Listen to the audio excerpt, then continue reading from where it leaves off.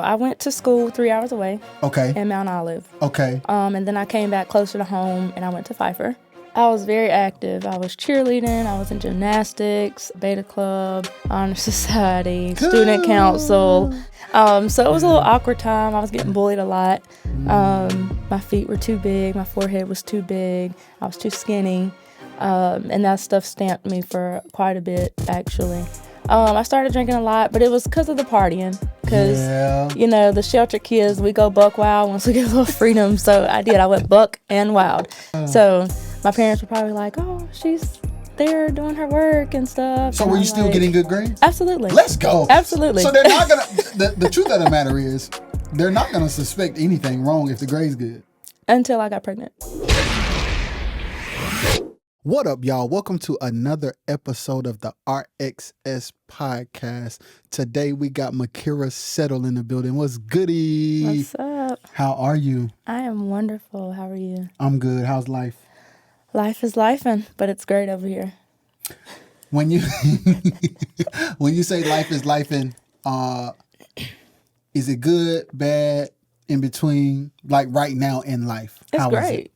Let's go. It's great. Great. Absolutely. I'm living my best life right now. Most people, I never really hear people say life is great.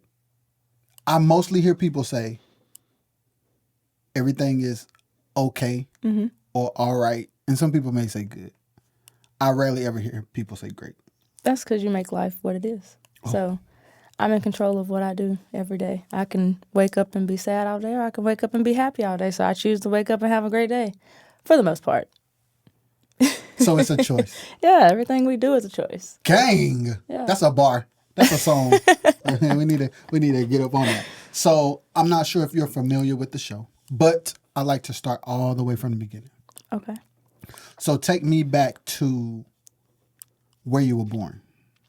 I was born and raised in Asheboro, North Carolina. Okay, gang. That's where I've lived all my life, and I recently moved to Greensboro 2 or 3 years ago.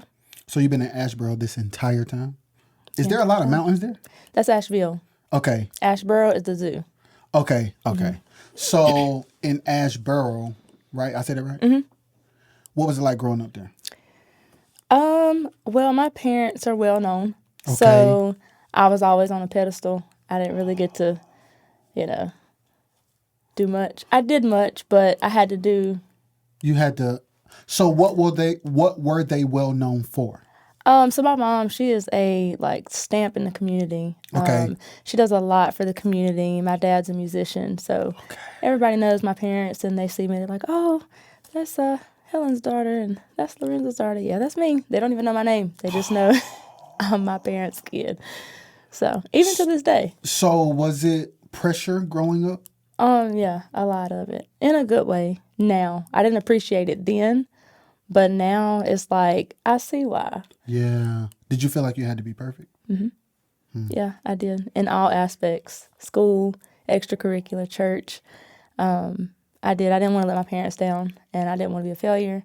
And because I didn't know who I was or what I wanted to be, I was kind of living up to what they wanted me to do and be. And at the time, it really did suck. Because it was like, dang, I got to do this, I got to do that, I got to go to church Sunday morning, but I want to hang out on Saturday night.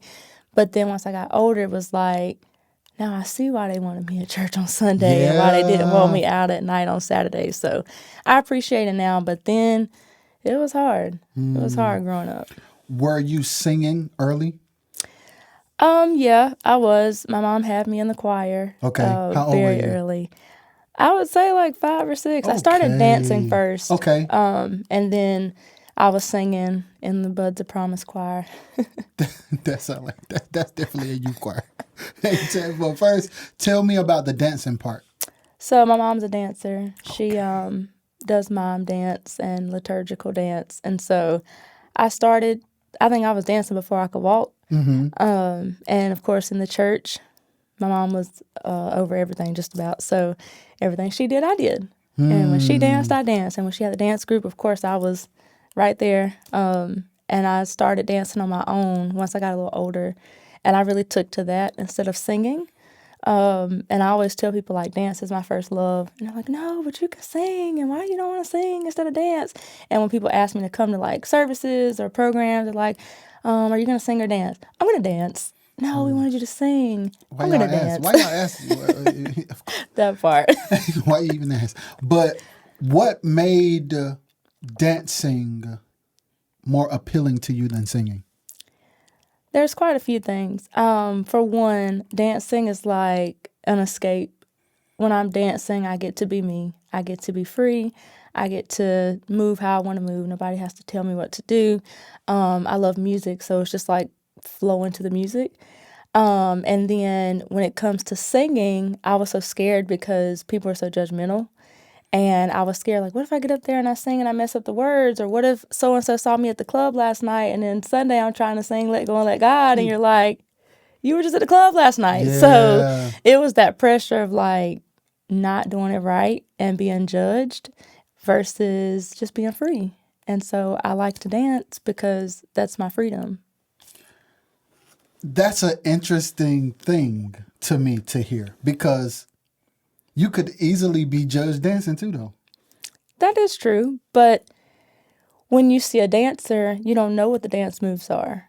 But when you hear a song, you know what the lyrics are, you know what the words are. If I'm singing Let Go and Let God, you know what I'm singing about. If I'm dancing to the words. I'm expressing myself through dance and not through words.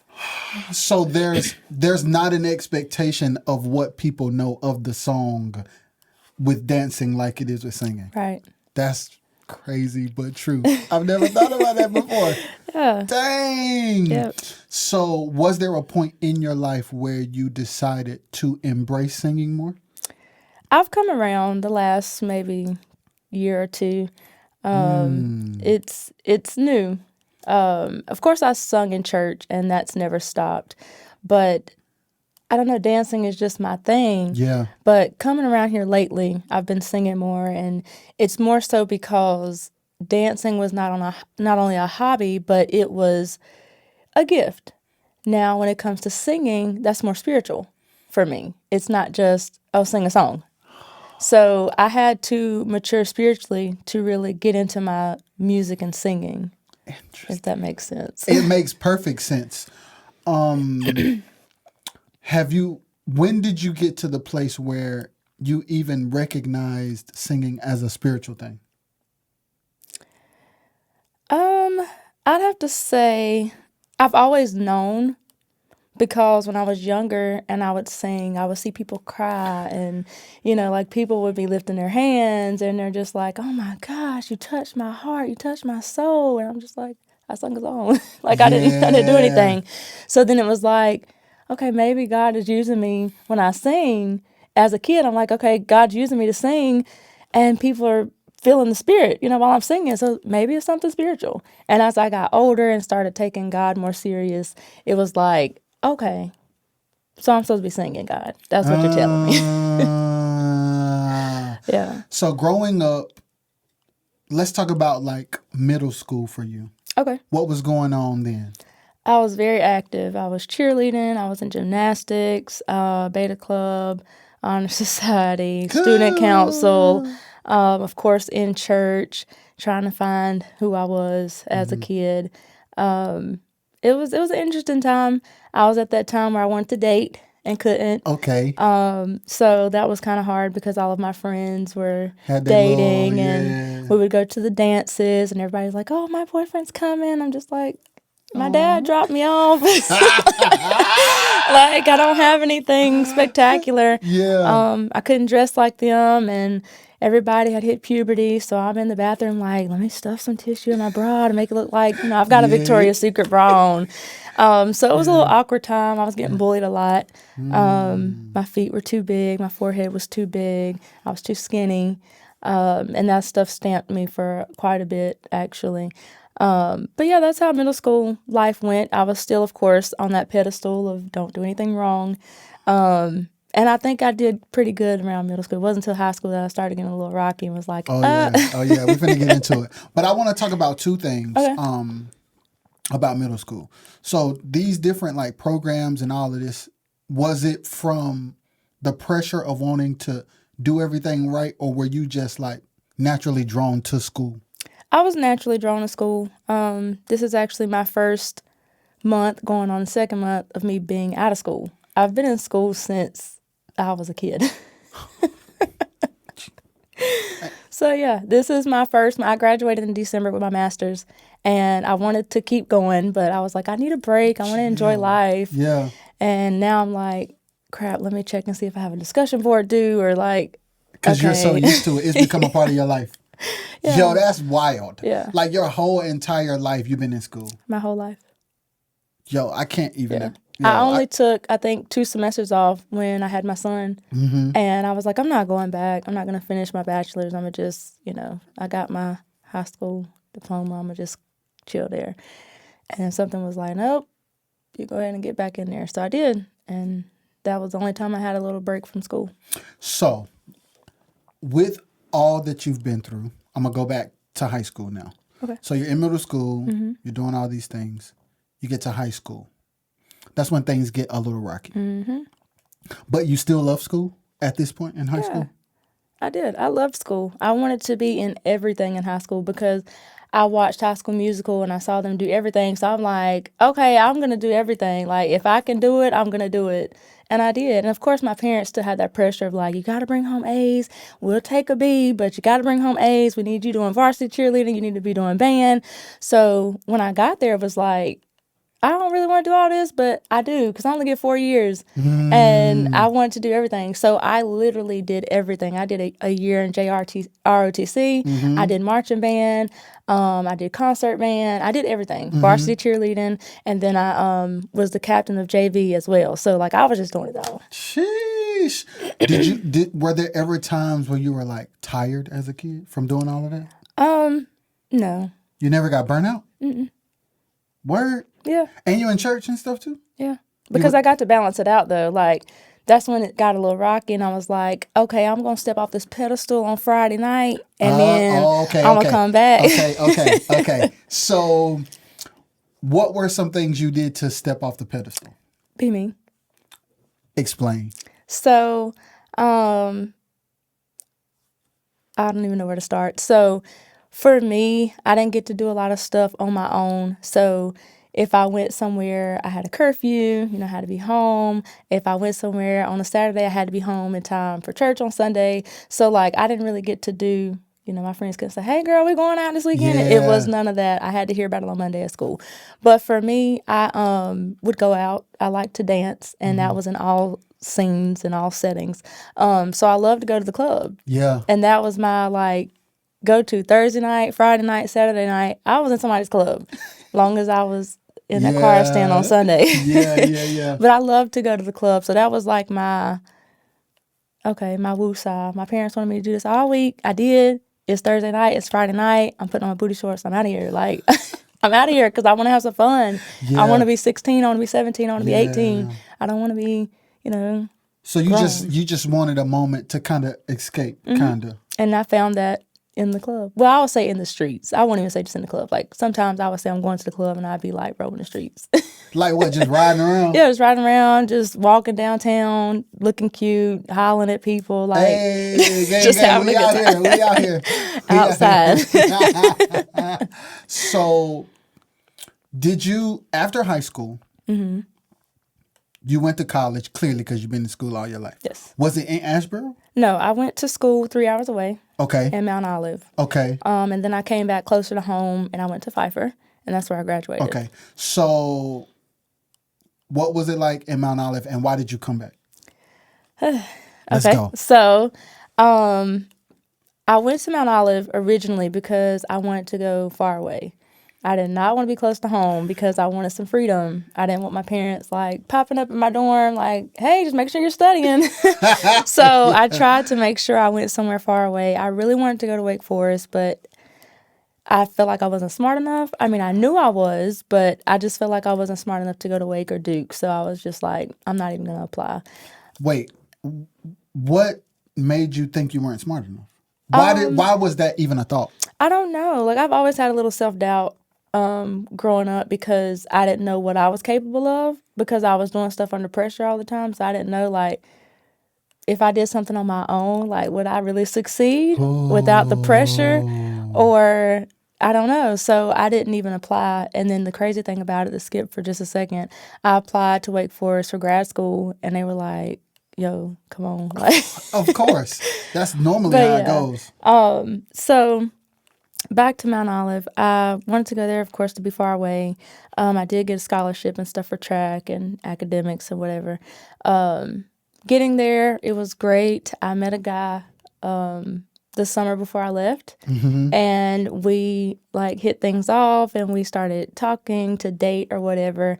Got to campus, and it was just a hot mess, like a whole hot mess. So he was dating me and like 2 other girls, all on the same team. So it became a mess. So one night after practice, him and I had gotten into it or whatever. So he sent his 2 girlfriends to jump me after our practice. So when that happened, now remind you, we just finished track practice, collegiate track practice. We don't just, run a lap and be done. Like, we're lifting weights, we're running, we're jumping, whatever we do. And so afterwards, they were like, let's go. And so they got me from the back, did what they did. I went to my room. I called my parents, and I was like, hey, yo, go get me. I called my sister. When I tell you that 3-hour trip was like 15 minutes for her, she was on 2 wheels to me. So that was the reason why I came back, because I just didn't, I'm not a trouble person. Like, I don't really do much. I try to stay out the way. I've always been like that because I was scared I was going to get a whooping. So yeah, facts. I've always stayed out the way. But when that happened, it just made me feel some type of way, like all the way across the board. So I was like, I'm going to come on home. And I did. And I went to Pfeiffer. What was that like? Coming home or switching? Yes, all of it. Coming home was a little disappointing because I was so successful in track. And I had a really good relationship with the people that I had met, and cheerleading was going well as well. But it was just hard because I really liked the school. I was far away. I was doing well. I had a nice apartment. Like, everything was going so well. And then it was like, someone just shot it down. Looking back now, do you wish you would have stayed?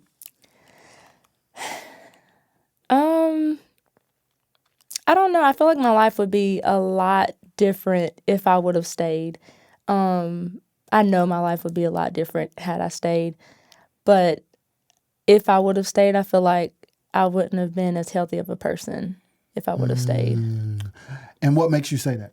Because I would have put up with, well, that didn't change, but I would have put up with a lot of crap that I know I shouldn't have put up with, and just having to always watch my back and stuff. Like, I was already kind of self-conscious because that self-doubt was there as it was, and I was a new kid on the block, but I came in with a bang. Like, I was like, I don't care if you're a junior or senior, I'm finna be first place. Like, we're not doing this. So I came in, I wanted to be the best, I was the best, so I already had to look over my shoulder.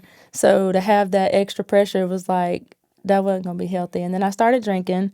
How old were you? I was 18, 19. I started drinking a lot, but it was because of the partying. Because, the sheltered kids, we go buck wild once we get a little freedom. So I did. I went buck and wild. I started drinking, and I then started drinking, like, to cope and to deal with stuff. So that became a problem, and I feel like if I would have stayed, I'd probably be in AA and not on your show right now. So, yeah. So you were able to recognize, do you feel like that was God saying, all right, I'm going to give you a lifeline? Yeah, he always provides a way of escape. So that was my way of escape. I mean, he could have gave me a heads up, but, he could have been like, hey, just go ahead and leave. But, it's all good. So you're at, what was the name of the college? Mount Olive. And Pfeiffer. Pfeiffer. Was it totally different? Did you still do track? Did you still cheerlead?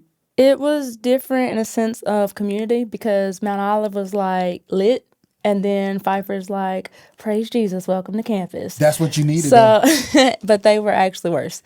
Wait a minute. They were actually worse. So they will praise Jesus on the outside, but they were worse than Mount Olive on the inside. Absolutely.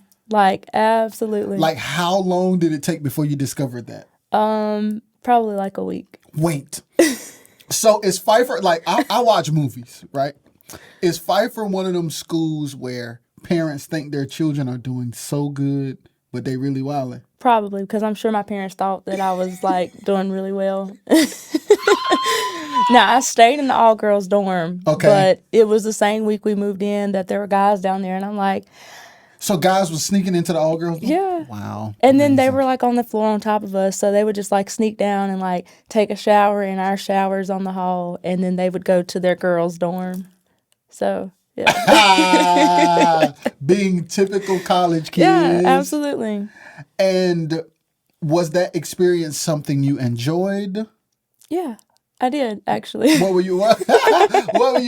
Like, what was the vibe? It was lit. So I played the bassoon. I'm gonna tell some good stuff and some crazy stuff. Yeah. So I played the bassoon, and I don't know if you know what that is, but it's very loud. It's the Yes. woodwind instrument. Yes. So on some nights I would walk up and down the hallway and play the Pink Panther with my band geek friends, and we would like walk up and down the hallways until they either like kick us out or like yell at us.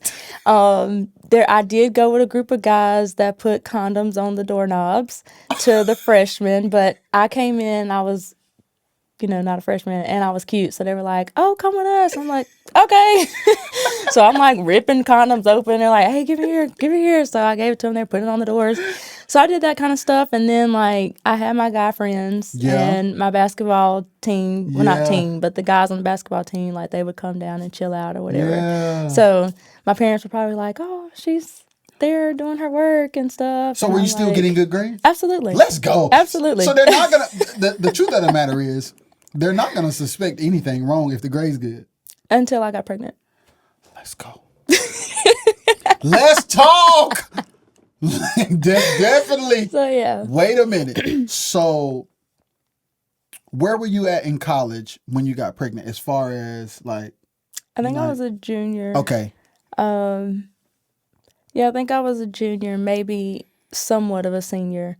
I really can't remember that far back. It's okay. So did you think about being a mom before this? Mm-mm. It never crossed your mind? I didn't want any kids. And before that, when I was in high school, actually, my doctor told me, because of the anatomy that I have, that I can't conceive. Like, I scientifically cannot conceive children. So, of course, you tell somebody like that, so I'm going to be like, okay. And you in college? I'm in college and I can't have kids? And I put the condoms on the doorknob, so... Oh my God. So yeah, it was just I was out here wilding. I didn't really want any kids though. I did have plans to adopt a child with Down syndrome. Like that was the only thing I had as far as kids. Like I always wanted to adopt a little girl with Down syndrome, and that never happened because I got pregnant. So getting pregnant, is the person who you had a child with associated with your school life? No. So I was heavy in the music industry. Okay. Let's talk. So my dad plays quartet music. Yeah. So I was heavy in the quartet. I was on the scene, every scene, and you seen me. So I was out there. Anytime he had to go, I was going. Facts. And when I was driving, I'd meet him there. So I don't think there was ever a show where he was like, what are you doing here? But I was there. Yeah. So yeah, I was heavy in the quartet scene. That's where I really did most of my troublesome stuff. Yeah. Once I got that freedom, it was like, oh, okay, I like it over here. Oh, interesting. So this it's wild because it's not even college. Nope. It's not even at school. Oh. Now they came to school. Like I brought quartet to school with me. But it wasn't school related, if that makes sense. Yeah. Yes. So you get pregnant. Were you terrified when you found out? Absolutely. Like I thought I was gonna die. Like I did. I thought I was gonna die because I had to tell my parents. Like that was gonna be my first real big, like shot to the gut to my parents. How old were you? 21. So, in your mind, are you thinking like, this is my first big failure? Yep. And then I had to go through the whole, do I keep it? Do I get rid of it? Do I keep it? And move out because I was still living with my parents even though I was on campus. You know, it was no need for me to get a place because I was on campus. But it was like, do I just drop out of school, have this baby, move out on my own? Like, I didn't know what to do. I didn't know how I was going to tell my parents. Like, because I still got whoopings. My dad don't play. I'm his only child. So I was getting whoopings from, like, infantry on up to 22. Like, I feel like if he sees some of this stuff on his video, he going to whoop me when he sees me. So as a grown 21-year-old, you were like, this is a big failure and I might get a whooping. Mm-hmm. Well, I wasn't really worried about the whooping, but I knew they were going to probably like kick me out or something. Yeah. Because I knew they would be disappointed. And I also went to a church where it's like, you got to be married. You shouldn't have been doing it in the first place. So then it was like the church, the community, my parents. It was just like everybody's going to look at me and be like, she fell off her pedestal. So, yeah, that's what I was feeling. And it was a lot. It was a lot of pressure. Like, when I found out early enough to, you know, get rid of it. If but it was like, chose to. Yeah, but I didn't want to live with that either. Because I was like, what if I need this child, you know? What if God gave me this child because I needed it? But my life, like, what about my life? Yeah. So, first, how long did you wait to tell your parents? It wasn't long. It was not long because I couldn't hold it. I just couldn't hold it. And I don't think I told anyone. I mean, I told one person, but I didn't know what I was supposed to do. So I was like, I need to tell them because my mama, you know how mamas are, they know everything. Yeah. Like, so if I don't tell her, she going to pull up on me. She if I put like, my fork to the side, she going to be like, you put your fork to the side. You pregnant? Like, she knows. So I was like, I ain't going to be able to hide it. And I'm sick easily. So that didn't help. And soon as I told them, I was sick every week. So it was like, had I not told them, they would have found out. Yeah. What was their response? Well, they didn't talk to me for quite a while. It was very awkward because we obviously lived in the same house. It was hard. It was hard. Like, I really thought that was it for me. Like, I thought that was it. I thought they were going to, like, give up on me because, I mean, I had already planned to have a music career. I wanted to go on Broadway. I wanted to travel. Yeah. I had a lot of stuff planned up for me, but I knew when I told it, they were going to, like... So did you have to leave home? I didn't. Wait. So you tell them you're still in the house with them, but y'all are not talking. It was just that tension of like, we put you up here and you've come down here and now you're on the floor. And it's like, and I think my parents were more so worried about their reputation as well because they're known for having the angel child, you know, and I did everything. I'm the varsity cheerleader. I'm the straight A student. I'm the beta club person. I'm on the honor society. Like, that's what I was known for. Yes. So my first failure was a whole baby. Like, a whole baby. Like, I didn't get caught with weed or nothing. It was a whole baby. So you know what it takes to get to a baby. Yeah. So, yeah, she did all that. Yeah. But the crazy thing, I want to go back to what you said. I don't think parents mean any harm, but it is unhealthy for parents to use their children as like trophy children. Like, who you are is connected to who your children are. Now, of course, you raise them, you teach them, but then to expect them to live a certain way so that you are perceived a certain way, that's tough, bro. Yeah. But I mean, like you said, they don't mean any harm by it. They just wanted me to be successful. And that's all. Like, my dad, he always say, do your work and you can play later. And I still live to that to this day. Like, but you played though. Once that later came, when later came, you did not hold back at all. Not one bit. That's it. Batter up. I was ready to go. I was ready. So like, are we talking days, weeks, months? How long have we been silent with the parents in the house? It felt like the whole pregnancy. It wasn't. They eventually lightened up. But it's like that first, I don't know, maybe the first few weeks they were. Yeah. I don't know if they just didn't know what to say. It wasn't even that they hated me. They probably just didn't know what to say. It was probably shocking. Yeah, I know it was. It was shocking. Because in their mind, they probably don't think the activity is that close to you Yeah. that would happen. Yeah. So then that happens. You decide to keep the baby. Yes. You have your son. Mm-hmm. What your parents doing at this point? I mean, they love my course. children more than they love me. That's normally how it goes. It's like they're kind of disappointed because they don't want that to be a setback that you can't recover from. Mm-hmm. And most of the time, now that I'm a parent with a 13-year-old daughter, which is crazy, by the way, Right. I understand how a parent can be disappointed. Mm-hmm. And I also understand how a parent can drop the ball on communicating what they really want you to know. Mm-hmm. And it come off like a whooping Mm-hmm. or a lot of pressure when really it's just, I want you to do your best Right. so that you can have all the opportunities available to you. That's all they wanted. That was all they wanted from me. Like, that's all my parents wanted, was for me to be successful and get everything that I could out of life. Yes.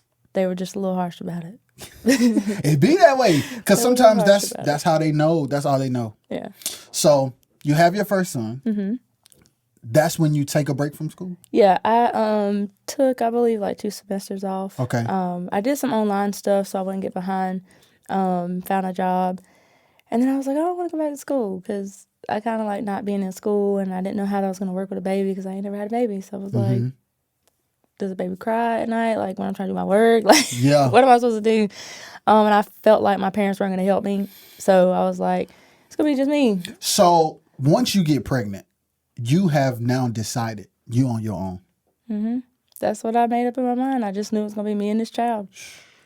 That's it. So he comes, like, what was your initial, once y'all get home, were you like, oh my God, like, what were your thoughts? It was not that. What was it? Crap, I have a baby. Like, this a whole life. Like, I got a whole baby. Yeah. And it's like, this baby came out of me, and it's like, I got to take care of this baby. Yeah. What have I done? Because at this point, you're still a child. Yeah. Like, well, I mean, I was grown, but I was still a child. Because yes, it's like, absolutely. Yeah.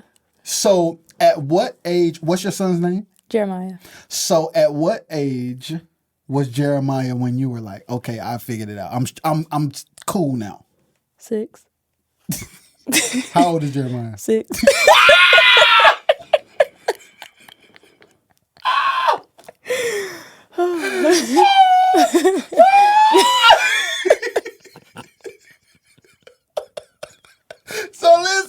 So listen. The plot thickens, guys. Yeah. We are just getting to the nitty gritty. So listen. Okay, you have Jeremiah. Okay, cool. Once Jeremiah, let's say, I'll fast forward. Once he turns 2, what's going on in your life? 2. Let's see. I think I was in school. Back in school. Back in school. I'm really not sure. I think I was, let me see, I graduated in 19.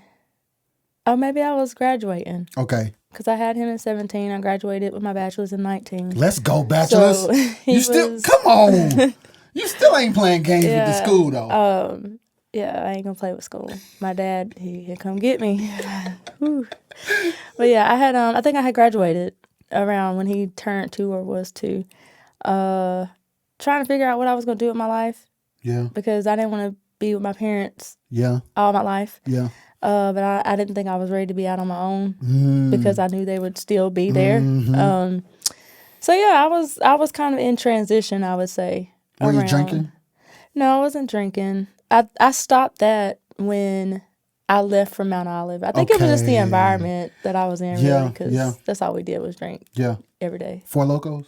Yeah, Four Locos, Paul Masson. Yeah, that's them days. That's them bootleggers. Days. Hey, the bootleggers be good though. Hey, I ain't gonna lie. Hey, I ain't gonna lie. Them just be kind of hitting a little bit. I mean, they was good back then. They did what they had to do. They got the job done. Yeah.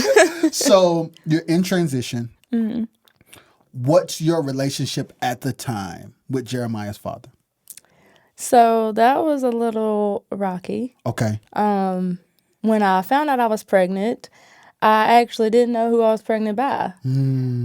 So I was in a relationship, and well, it was like a rocky relationship. Okay. And I was also seeing someone in the quartet world because I Yeah. just couldn't let that go.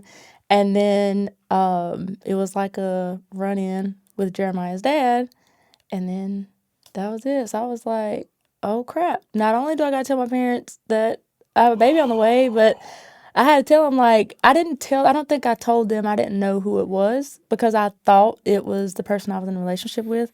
So it was like, I know, but you know that gut feeling to be like, no. So that was happening. And then once it came down to it and the DNA test and stuff got involved, it was like that made everything worse because now my parents know that I've had sex. Yes. And now they know that I've had sex with multiple people. So, and then I had to look at like, what the people going to say about me? Like, they're going to think bad stuff about me because I'm a goody two-shoes. Like, I don't have sex. I've never seen a man naked. And then they have to find out that I have a baby. You've definitely done a little more than seeing a man naked. So, as far as his dad, like, we had a good friendship before. And then when this happened, it was just like, bam. So, it really was just me and the baby. So he would have been good with being your friend, but he wasn't down with being a father. Yeah.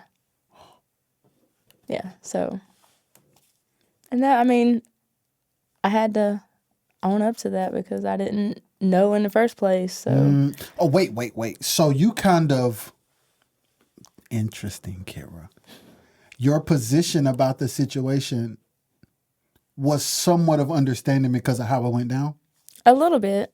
I mean, and like I said, we were friends before that. So I didn't know what was going to come of it. Like, I was like, well, maybe we'll start dating or maybe we'll do something. I don't know. But it didn't go either way. So I was just So what about the boyfriend that you had? That how did you tell him and how did things end up? Okay, so I don't even know where to start with that. Hey. So, I don't remember how I told him. Okay. I mean, of course I told him like when I found out. Okay. After I got my life together. Okay. And then I think he might have said something about whether he was really the father or not. So do you think he felt like he may not have been? Probably. But that's because he knew how promiscuous I was. And interesting. Everybody that knew me knew, like, when she in the quartet scene, she in the quartet scene. So I got you. I think he might have just felt like it. So that's actually where the DNA test came in from him. And then we, like, stopped talking. His mom didn't like me. So even before that? Yeah, she didn't like me. So she called that a W. None of his people really cared for me. And he wasn't in music? Well, yeah, he was in music. A different kind of way? He was not in quartet. Music. Get it out. He was in music and in church. But it wasn't quartet. It was not like quartet. It was the church scene. Yeah, it was church. Okay. So the church scene. They didn't like me. Okay. People that were associated with him, they didn't really care for me. So I mean, that was that. So I guess they were happy about it not being his baby anyways. And then we went our separate ways, but we still, till this day, like, we're still cool. Oh, okay. Like, I don't have any bad blood with anybody. If people don't like me, that's on them. So I don't have any bad blood with him. Like, every now and then we may run across a post or something from each other and like, oh, hey, how you doing? Good, how are you? And that's it. So, I mean, I'm sure it hurt him because we really did like each other. Like, it was really a thing. Oh, yeah. And it hurt me as well. But, I mean, life happens. So, did you start moving different after that? Mm-mm. I'm supposed to be honest on this. Right? Yes, okay. Absolutely honest. Why didn't you stop moving? Why didn't you start moving different? When you say moving different, what do you mean? What you think I mean? I mean, just like in general? Yeah. Okay. Because you said, Because nothing really changed. I mean, once I got over that hump, it was like, okay, we're back smooth sailing. Let's carry on with life. It's not that bad. And, I mean, of course, life still happened. Yeah. But it was like, okay, it's not that bad. It's just. So were you still promiscuous? I think it got worse. I don't think. It got worse. What triggered it to get worse? I don't know what triggered it, but I will say I really loved the attention that I was getting. I don't remember when I went to my first quartet show, but when I did, it was like all eyes on me. Like everybody just had to be around me. Everybody had to say something. I was like, oh, I like this. You know, like I like this. So it grew as I grew. Like then I was a little popsicle stick. Like I was like this big. I was just about to go back to that. Like, cause I want to help people that's watching this, right? So let's go back to middle school. Okay. Feet, forehead, stick. That's all been in your mind until the boys start looking at you. I mean, even then, I was still like, how could they possibly be looking at me? And I got my big feet are big, and they can't see my hair past my forehead. Like, I was still thinking about that. But I learned that they did not care nothing about my boats on my ankles. Like, so because they didn't care, you gave them that attention. Yeah, because they were giving me the attention. Yeah. So, and I liked it. They made me feel like I was a celebrity. Like, I could not walk in the show and they not be like, yo, what's up? Yeah. I'm so glad to see you. And it made me feel like I was somebody. Yes. And I'm actually processing that in therapy. Like, I don't know what the void was that I had that was craving that attention, because my parents, they loved me unconditionally until I got pregnant. Yeah. But they still loved me unconditionally. And they gave me everything I wanted. Like, I never heard no. Like, unless I wanted to go out or do something in the streets. But, like, they gave me everything. Like, my parents gave me the world. If my dad could have got the sun and gave it to me in a Ziploc bag, he would have. Yeah. So, I don't know what that void was or where it came in, where I was craving that attention. But it was like when I started getting it, it was like feeling something that was empty. And I don't know what that was, but the attention just kept growing. And as I was growing, like I was saying, like I started filling out a little more. And then I got my first tattoo, and it was like, oh, now she looking real good. Like, so it was like the more I did, even more came to me. And I'm just like, dang, like y'all liked me when I was nothing, and now I'm starting to grow up a little bit, and then I get some education under my belt, and I'm starting to do music more, and it's like now they really like wiping my feet at this point. Like, I love it out here. Of course I'm gonna stay. So I have to ask you, did anybody end up complimenting your feet? Absolutely. Like, what is that like to hear that after them being picked on for so long? Like, did you take it? Did you think they were being funny? To this day, when people say my feet are pretty, I still think, like, are you fine? Like, are you just saying that because my shoes are cute? Like, why are you talking about my feet? Like, but that's just because people always said, like, my feet were so big. And I mean, they were. I was, like, this big. And then I had these big old size 11 feet hanging off of me. So it was like, dang, my feet really are big. But then I got older, and, like, people would ask me for feet pictures, and I'm like, I'm not sending you a picture of my feet because they're big, they're ugly. Like, I'm not doing that. And then people started telling me, like, oh, I would lick your feet, or like, I would love to massage your feet, or like, I'm just like, what? Not my feet, they're big. Yeah. And then I just one day was like, oh, okay. But even now, like, if somebody be like, oh, your feet are so pretty, you still feel a little, okay. It's like to hear you talk. I can, even though you don't know what the void is, like, to hear your story, it makes sense because you're getting the opposite response. Like, when we're not elementary, when we're in middle school and high school, elementary too for most people, right? Like, those years and the opinions and validation or lack of validation that we get in those years, they shape how we view ourselves and how we feel about ourselves. So then you become an adult where, I ain't gonna say the N word. Well, brothers is out here saying the opposite. Right. It's like, yo, what is going on? You start flexing a little bit because it's like, what? Maybe I ain't the Bigfoot little right. So we finna turn up, and then that's just how we process it. It's like, you're making up for 8 years, 10 years, 11 years of being told a certain thing. But my mom always made me feel beautiful. But that ain't. I guess. Man, she's supposed to say that. Right. But she always, sometimes you feel like, oh, you're just saying that. But my mom would give me compliments, and she would always make me say, I'm black, I'm beautiful, and I'm somebody. And I would always say that, and she probably was like, okay, she thinks this is corny, which I did. But then I got older, and I was like, oh, okay, well, I really am black. I really am beautiful, and I am somebody. Yeah. So when she complimented me, like, I actually took that to heart. Yeah. Like, now she just be setting me up. But when I was younger, she would tell the truth. Like, oh, your little dress is cute for the dance. Now she let me walk out in polka dots and stripes. Like, my mama she ain't for real with me now. She loved me when I was little, but now she's just like, oh, go ahead on that. It's perfect.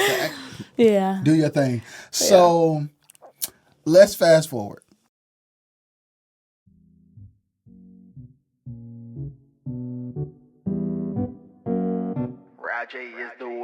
If you can't hold your mule, don't give it to somebody that don't deserve it. Nah, please don't. You know he out here sleeping with everybody. Don't do it. And you gonna do it because it feel good. Why? Because it got a big thing or something.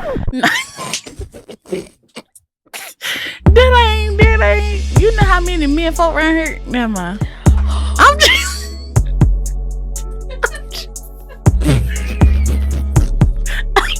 saying, there's plenty of fishies in the sea.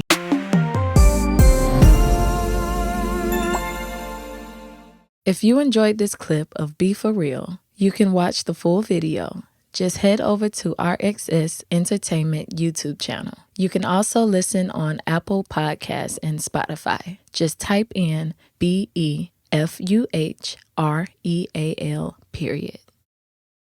So you're still promiscuous at this point.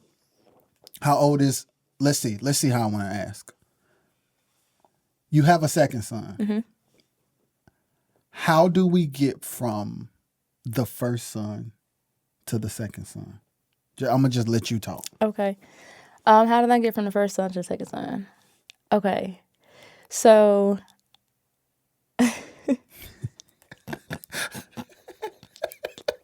Come on, man. You tripping. Oh, my God. Okay. So you had to do, first of all, let me set it up. Let me get us back on track. Right. All right. So we get the DNA test. It's not the boyfriend baby. Right.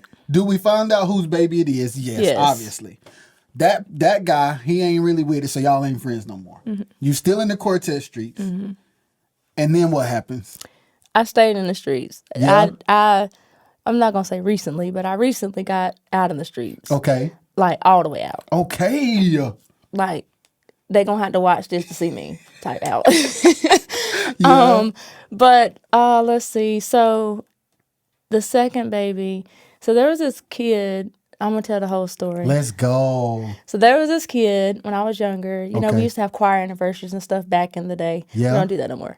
But I used to sing solo on these events. And there was this kid that used to follow me around. And, like, every time I look out there when I was singing, he was out there. So I'm like, ew. So time went on, and he started coming to the church that I go to. And I'm like, ew, what are you doing? Leave me alone. Yeah. So when he came to the church, though, he looked a little bit different. He had grew up a little bit. Oh. So I was like, ooh. Oh. I retract my statements. All my feelings I had before, I don't got them no more. Yeah, so we ended up talking, and I was like, you know what? I still got my quartet dude, so I would just talk to him too, just in case. And that was like the honest truth. And of course, like when I had our first conversation before we started dating, like we had a clear the air conversation. Okay. But I didn't feel like I had anything to lose talking to him. So I was like, you know what? I'll give him a chance. He's a goody two shoes. Like, he was night and day for me. So it was like, maybe I can try something different. And I tried something different, and I liked it there. And I'm not talking sexually. Okay. So now I'm gonna stop you. What did you like? He was just different. Like, I mean, you know how the quartet scene is. Yeah. All these dudes is the same. Just some are married and some are not. So it's like you don't get anything new there. You just get a new face. in quartet. Interesting. Oh no, let's break that down. Break it down. Let's break it down. So you're saying, no matter when it came to quartet, it was same dude, different face. Mm-hmm. Same dude, different face. Mm-hmm. Over and over and over. Mm-hmm. And this guy was new dude, new face. Well, yeah, in a sense. From the quartet. Yeah. Jeez, Kira. Yeah. So it's fresh. Yeah. You're used to what you're used to. You got that going. Right. That's popping. Right. But let me see. And then you're like, oh, okay. Yeah. As I say, you'll love it here. So then you end up loving it there. No, he loved it here. So what about you? You just liked it there. I'm just kidding. It was obviously I liked him a lot. We have a kid, and we're Facts. together. So So we started talking and hit things off, and I was like, you know what? And he was younger than me. Major red flag for me because I think the youngest person I talked to was like maybe 6 years older than me. So, but at this time, yes, you've never talked to anybody younger than you before him. no, both of my baby daddies actually are the youngest guys I've ever talked to. Interesting. Okay. So that was a major red flag for me. So I'm like, okay, what can he do for me? Like, I'm finna be grown. Like, Because at the time, how old are you? 22? I was 23? 20. No, I had to be.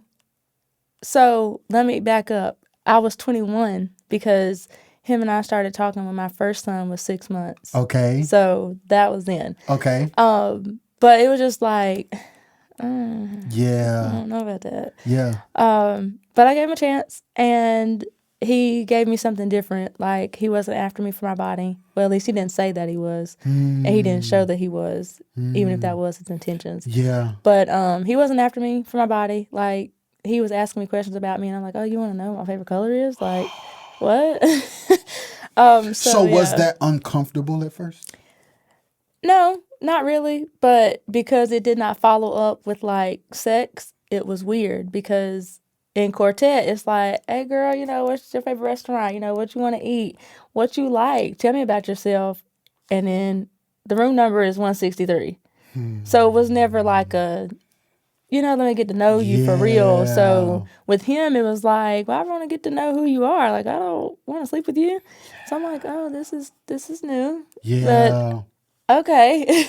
Yeah. So yeah, we talked and we dated.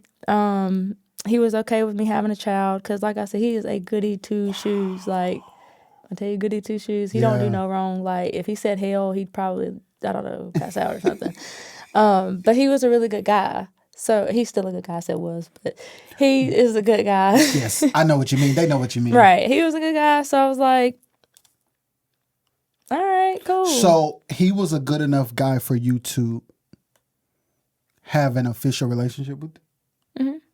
So then y'all have your son. Mm-hmm. What's his name? Ashton. Shout out Ashton. How old is he now? He is 4 now. So then y'all do what it takes to get pregnant. Right. And you pregnant. Right.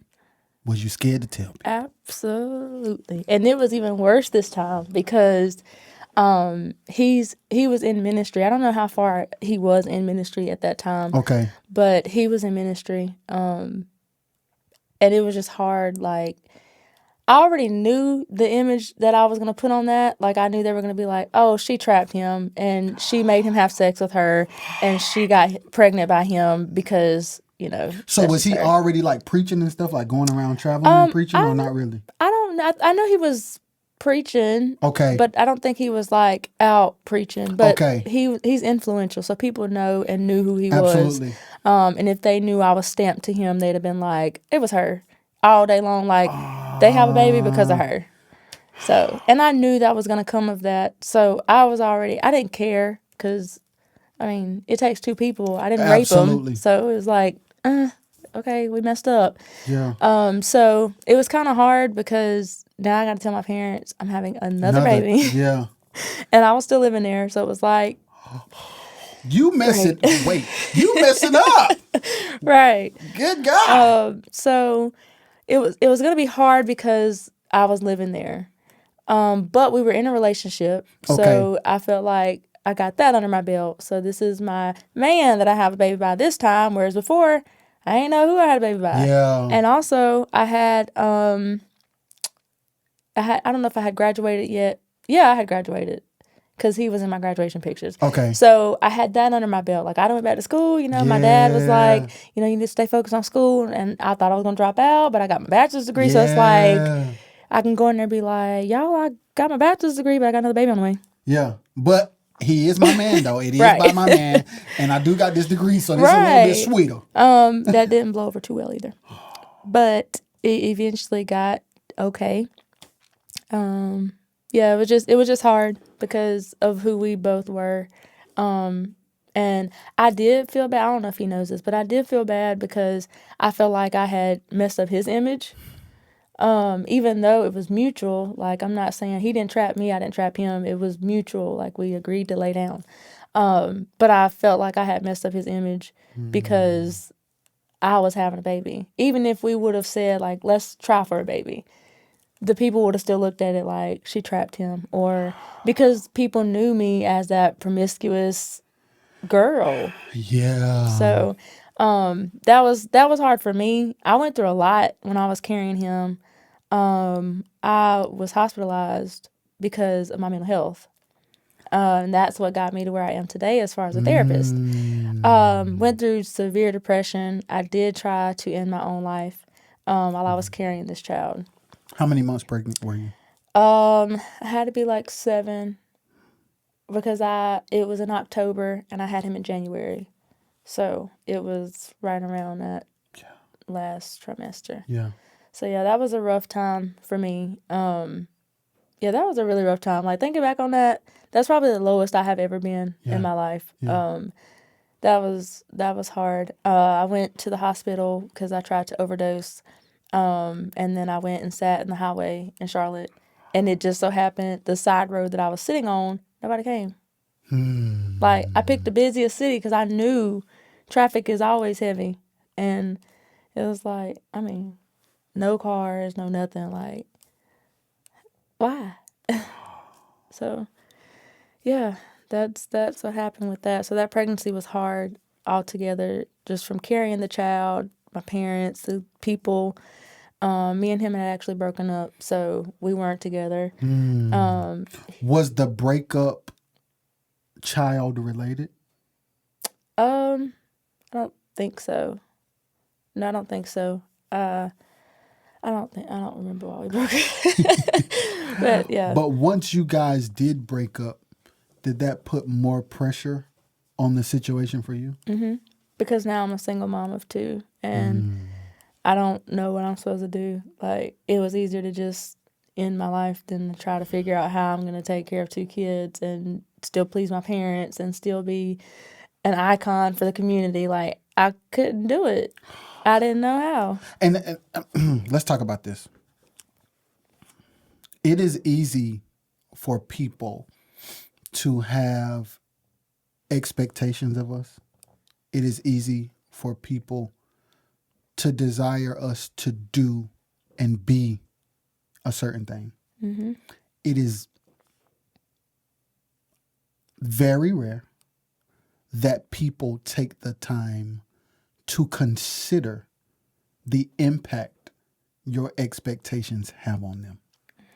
So you can drive a person to actually do the opposite of what you want them to do because of how you're presenting what you want them to do and the pressure that comes from it. So some people may have looked at you like you were failing them. When in all actuality, you were crumbling because of the weight of them. Yeah. I felt like I was another statistic because that was the thing. Like, you don't want to be a high school dropout. You don't want to be a teen mom. You don't want to be a single mom. And here I am, like, barely made it through college. And then once I got past this stuff, I looked back at all that I accomplished through this, and it was like, I'm not a statistic. No, you definitely still, hey, listen, Superwoman, you out here in these streets, like, really getting it in. Yeah. And I'm proud of you. Thank you. Because, like, you've accomplished a lot. And hearing your story, I understand. So kudos to you. All right, now back to Ashton. We get to a place where we like, all right, okay, mentally, let's talk about that. Okay. So you have those thoughts, you have those actions, you go to Charlotte, the busiest street, you overdose. None of this stuff, you don't succeed at any of it. You tried it all. I did. So did you ever get to the place where you're like, okay, God, you want me here? Clearly. I never said that. I was wondering, God, what are you doing and why can't you take me? I didn't care where I went. I just wanted to be off of this earth. It wasn't until like my last few days in the hospital that I realized, like, okay, God, you wanted me here to do what? And I'm supposed to do, huh? So you had me go through all of that so I can get here. Here you go again. Doing all that extra stuff when you could just tell me. But he know I don't listen. So you the type of person that got to go through stuff. Not no more. Okay, you like Not no more. All he got to say is, Kira, huh? What'd you say? You said you need me to do what? Okay, I'm ready. Yeah. I'm not So going through that. last few days in the hospital, is this when you're about to have Ashton? No, hospitalized in mental health Okay. in October. Okay. So you go in October. How long were you in there? I think it was like 2 weeks. It wasn't too long. So in the last couple of days, you like, okay, God, I'm with you. So you get out. How many months pregnant are you at this point? 8 or 9, right? Yeah. So then for the rest of the pregnancy, where are you mentally? I was ready to have my baby, of course, physically and mentally. Yeah. I was just preparing. So there was a lot of like papers that I prepared while I was in the hospital with all kind of stuff, like a blueprint of what I was going to do, and some stuff that I got from like group therapy and from the therapist, like stuff and you know, encouraging stuff. So you went through therapy pregnant. Yeah, I had to. So they hospitalized me in the bottom floor of a psych ward. Because I was pregnant, I had to have medical attention. And because I had taken medication, I had to have medical attention. But because I attempted suicide, I had to be in a behavioral hospital. So they put me there so they could monitor my baby and monitor my health. But while I was there, I had to do group therapy. I had to do regular one-on-one therapy. And they did not give me any medication because, one, I refused to take any medication. But they did have to give me Benadryl at night to make me sleep because I was crying like all day, all night. I wasn't eating. So they would make me take 2 Benadryl at like 8 o'clock or whatever the medicine time was so that I would sleep because I needed to rest because I was getting ready to have a baby. Yeah. So, I went through all of the therapy stuff. And when I got out, I had to continue the therapy for a little bit because, of course, that was very traumatic. Yeah. And then postpartum, I continued therapy and then I stopped. So, yeah. So how old was Ashton once you stopped? It was only like a few months afterwards that I stopped because I felt like I was in an okay place to not have to go to therapy every week because I was just like, I don't want to have to go to therapy every week. So 2 months old, Ashton's 2 months old. Are you still with your mom and dad? Mm-hmm. So I eventually moved out, and that was another thing I was scared to tell them because I felt like I wasn't ready to be out on my own, and because in a good way, they had crippled me to be out on my own because they never let me do anything. Yeah. So it's like when I got out on my own, I was at the stove like, do I turn this on? Like, what do I get left, what do I do? Like, what is the washing machine? What's a dryer? Like, why is there water in this one and not water in this one? Like, I didn't know nothing because my parents did everything. Like, when I tell you as a kid, she would pick the purple Fruit Loops out of my cereal because I didn't like grape flavor stuff. Fruit Loops taste the same. Every color tastes the same. Like, I was that spoiled. So I didn't have to do anything. I just take my clothes off, put them in the hamper, and then next week, open my drawer, they're in there. And I don't know what happened to that magic once I moved out, but that don't work like that no more. But yeah, they had crippled me in a good way to be out on my own. It was like, I don't know what I'm going to do. Like, I will burn water. Like, I don't know. How am I supposed to feed kids? And I can't even boil water. Like, it's burnt. So it's like, I'm trying to prove to them, like, I've got kids. I'm grown. I can do this. But every 5 minutes, like, Mama, what do I need to do with this? Dad, can you come over here for a minute? Because I needed to fix this or I needed to work on this because I didn't know. Yeah. But I wanted to prove to them, like, y'all raised me. I'm ready to be an adult now. On the inside, I'm like, what the heck am I doing? Yeah. But one day after work, I was actually a teacher. And one day after work, I had been working all this time to save up my money and, find me a place. I found me a cute little condo. I stayed in Asheboro. And so one day I texted them and I was like, hey, y'all meet me at such and such address. I got a surprise for y'all. And they showed up and it was like, oh, whose house will we at? And I was like, I'm home. This is my place. And they were like, your place? You're leaving us? Like, you're moving out? Yeah. No, I don't know. I done paid my deposit and my rent, so yeah. Yeah. So that was interesting. It was like a bittersweet moment because they were like, no, you can't leave us, but we're proud of you. Yeah. But don't leave. So it was like, it was a hard moment because I had left, and that's my home. I mean, of course, my home is always my home with my parents. Absolutely. But it's like I took that step and that was the first time I really did something without their input. Like, they didn't tell me where I should live. They didn't tell me if I needed 2 bedrooms, 1 bedroom, if I needed to do it upstairs, downstairs. Like, they had no input. And so it was like, crap, what are they going to say? I didn't ask them. I didn't run this by them. Like, I didn't ask if I could even move out. So I had all that pressure again on what should I do? Because they're going to be disappointed. Because what if the house that I picked isn't up to par? Like, what if they wanted me to have a townhouse and I got an apartment? Like, it was just hard because I didn't want to let them down by trying to show them and prove to them that I'm ready.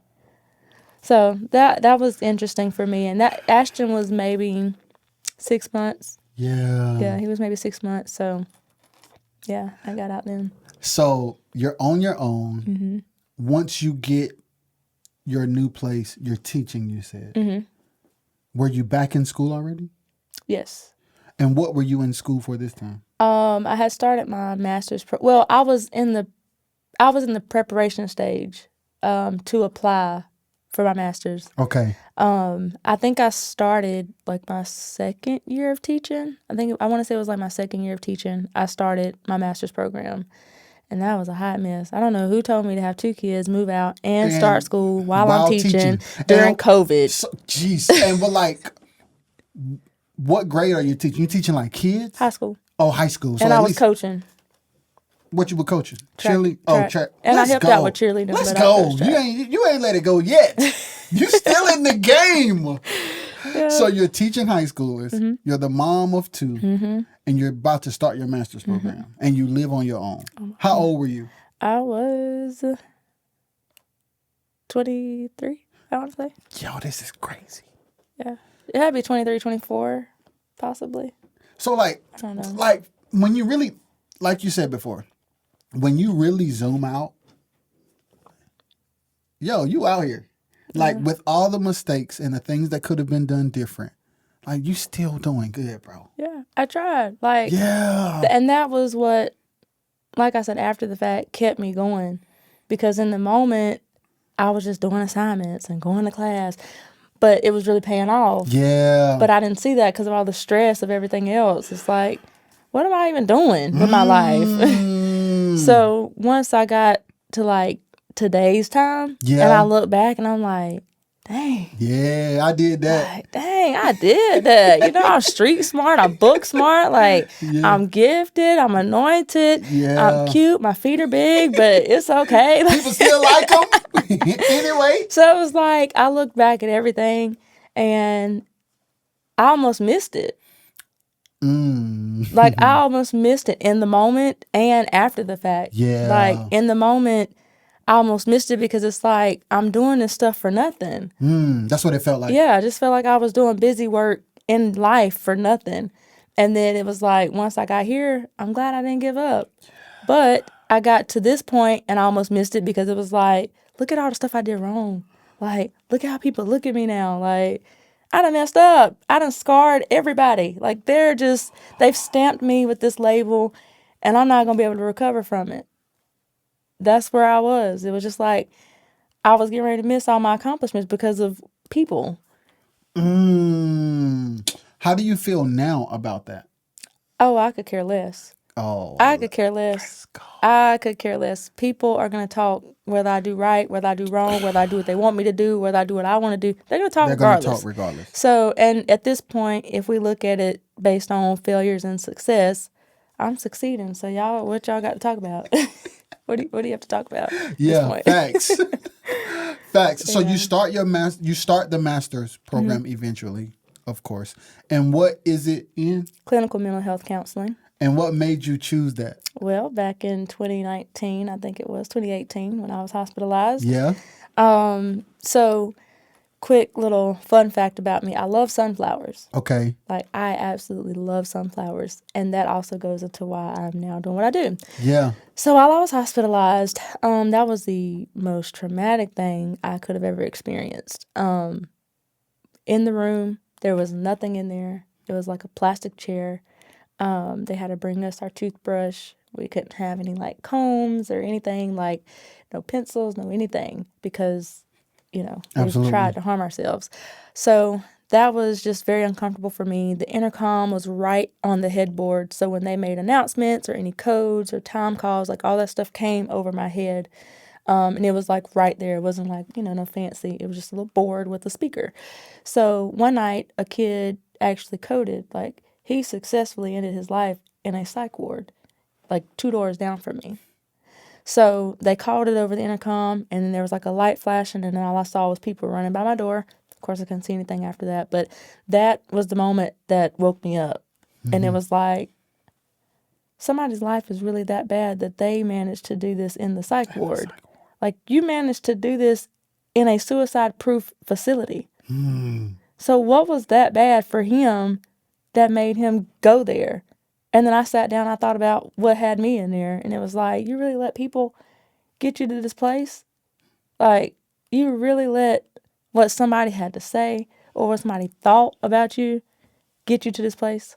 So I kind of got myself together, and we went outside for like group time. They gave us a little bit of time outside. And so I went out there, and there was this cute little old lady, and she said, "You don't belong here." She said, "You are such a sunflower. You don't belong here."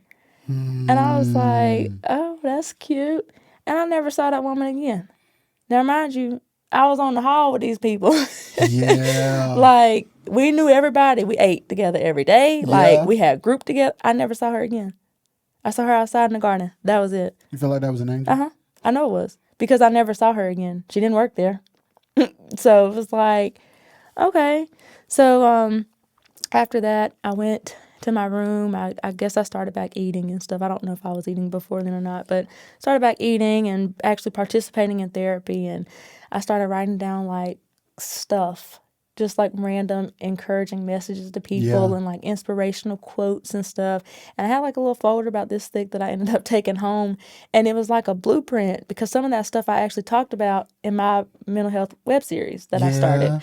So it was like, I got my blueprint. Like, God was like, "Hey, I need you to do this web series for me, but you're distracted. So I'm going to take you through something right quick so you can do what I need you to do."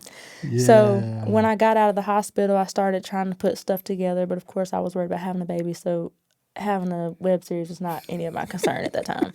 Right. So I actually kept the folder. And as time went on, I was just like, maybe I'm supposed to be a therapist. Maybe I'm supposed to like let people talk to me so I can help them through stuff. Yeah. And so it was one day after church, I started thinking about like everything that I had went through. Somebody prophesied something to me about like better days or something. And I started thinking about all the stuff that I went through. And I'm like, what would I tell somebody if they went through this? Or like, what if somebody came to me and was like, I'm pregnant and I want to harm myself? What would I tell them?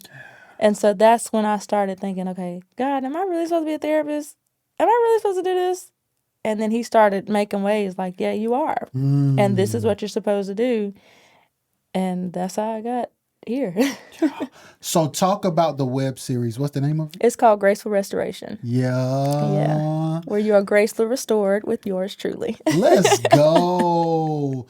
And has doing that helped you?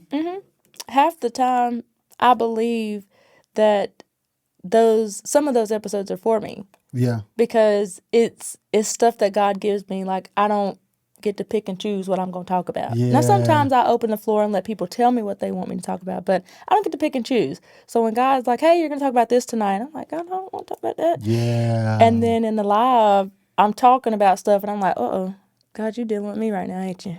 Not on this live, you ain't. Yeah. But yeah, so it helps me daily. And as I tell people, like, I try to be as transparent as I can be. Like, I'm human. Just because I'm trying to help y'all don't mean I didn't go through it. Like, and I tell people all the time, like, I have book knowledge and I have the grace of God when it comes to counseling. So you're going to get my experience, you're going to get a little sprinkle of God, and you can get a little book knowledge. Yeah, okay? So man. you get everything when it Yeah. comes to counseling because that's just, it's me. Like, my life has shaped me into the counselor and the therapist that I am today. So, and I am faith-based, but I know everybody's not a believer. And some people are like, oh my God, how you going to be counseling somebody that ain't a believer? Well, eventually they'll become one if they stick with me long enough. Ooh. But what I'm not going to do is shove Jesus down your throat because I'm a faith-based counselor.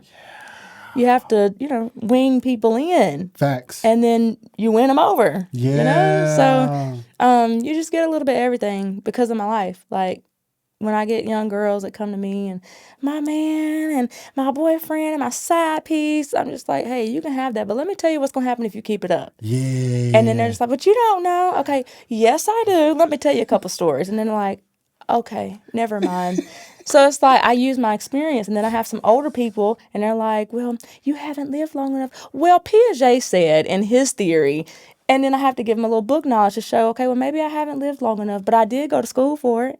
Then I have some that are like, okay, well, the Spirit of the Lord said about counseling, if you want to be delivered, you also have to do natural work for the spiritual stuff. But I try to give everybody a little bit of everything, okay? Because that's just how I was created. And it's funny because it's like, it's literally all of you. Mm-hmm. Like, you've found or God has given you a career path that allows you to be you. Mm-hmm. That's crazy. It puts in perspective your entire life. Yeah. And that's with everything, though. Yeah. Like, music as well. Like, it's everything. Yes. Everything that I do is me. Yes. But the problem that I had with that, though, was being me for me. Because I'm a therapist 24/7, because it can be in any situation for any given time. Yeah. And so something that really sparked me was I don't even know if it was a few weeks ago, it might have been a few days ago. I'm in a relationship and he said, I need my wife, not a counselor. And I was like, oh my God. I'm sorry, but I'm not sorry. Like, that's who I am. Mm. And it was because I had taken a situation and I went from a therapeutic standpoint and not from, I guess, like a relationship standpoint. Mm-hmm. Because I'm just naturally a therapist. Like, I can't turn that off. But when he said that, it was like, ouch. Like, I'm so used to being everything for everybody that I don't know when to, be what I'm supposed to be. So I had to take a step back and, like, reevaluate what the heck I'm doing with my life. Like, okay, maybe there's a time to cut that counselor role off for a second, but it's like, I don't know how sometimes, because I don't know, my end all be all goal is to make sure everybody's okay. So if you come to me with a situation, the first thing I'm going to do is go into therapy mode. Like, let's work through this. How can we get on the other side? Like, or what can we do now while you're in this moment? That's just how I think. Mm-hmm. And that's natural. It's not from the book. It's not from Wake Forest. It's just natural. Yeah. But when he said that, I had to really put myself in perspective. Like, okay, whoa. So even with the music, have you found a way to weave that back into your life as well? I have. I don't even know if we mentioned that. The fact that you've had a love-hate relationship with singing. We did not mention that. That's a whole episode in itself. Yeah. That I don't even know where to start with that, because it really is a love-hate relationship. But here recently, like the later part of last year, I started, like, my passion started burning again. It was like, okay, I'm supposed to start singing or whatever. Yeah. And it's a lot of fear. I think that's what fuels that love-hate relationship with music. It's a lot of fear. Like, what if I put this music out and they don't like it? Or what if I do something that people don't like? Or what if I go somewhere and sing and they don't receive me? Or what if I'm at the club singing and then I try to go to church and they're like, you can't do that. So you have all of these thoughts. Yeah, That's a lot of thoughts. it is. It is. So you just say, you know what? Don't worry about it. Yeah. But Don't even worry about it. I'm later straight. on in the year last year, like I started getting some ideas and stuff for this year. So it kind of like I said, sparked that fire of passion back up. So now I'm like, I'm ready to sing. Yeah, and So- too, like from a I don't know how to say it. I'll say storyline for lack of better words. From a storyline perspective, the fact that you are a counselor and the fact that you do what you do on such a consistent basis, you would definitely always have a song.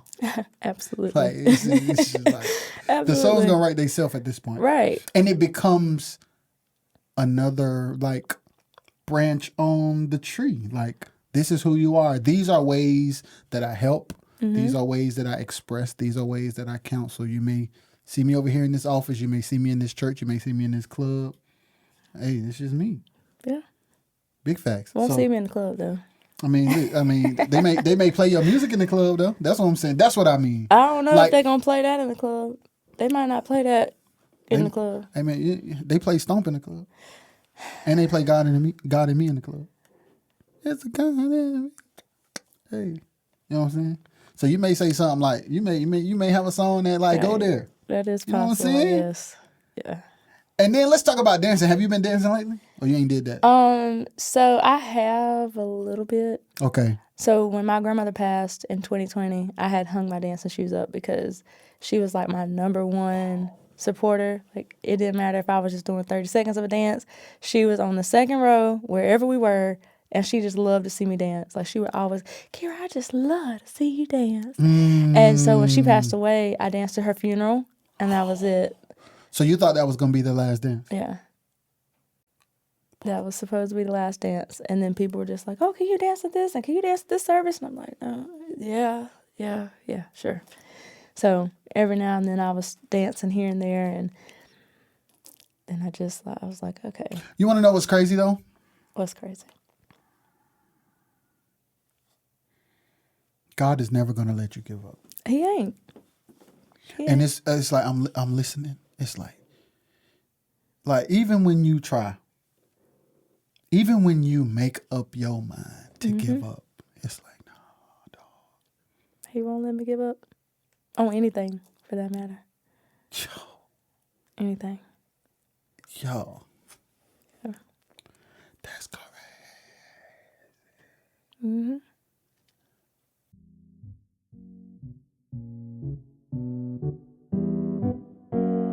Roger is the way you say. At the end of the day, I would need to be comfortable with myself more. And because I felt like in order for me to be my true self, or in order for me to have a big impact on the world, I would need to be with a group of people that I know, when that's not the case. I was kind of scared at first because I felt like I was going to miss them. My parents have told me many times that I have gifts and I need to use it, and like people wish they could do what I do, and I was like, I don't want to do that. Since I was really young, I really like to speak and make people feel better in life, and it's just something I enjoy. Hi, this is Nay, and that was Nay's Place. If you want to catch more, search Nay's Place on Apple Podcasts, Spotify, and RXS Entertainment YouTube channel. Okay, I'm straight now. All right, so yo, that's wild. Like to hear you like go through it all. It's like I tried to give up here, didn't happen. Tried to give up here, didn't What happen. happened? Nope. All right, so it's 2024. Where are you now with everything? Music, dancing, therapy, your children, relationships, your mental health, your being, your aura, your you. Where are you? I am, like I said at the start, living my best life. This is the best I've ever felt, the best I've ever been. I've provided consistency to myself, and that helped a lot. I stopped letting people dictate my life. So now it's like I have full control of everything. My kids, it's great. Like, I love it here, being a mom sometimes. Sometimes when my living room is not a mess, I love it. But I love it. My kids, they're so joyful, and they keep me going. Like, sometimes I have moments where, like, I hate being a mom. I hate this. Like, I can't do anything.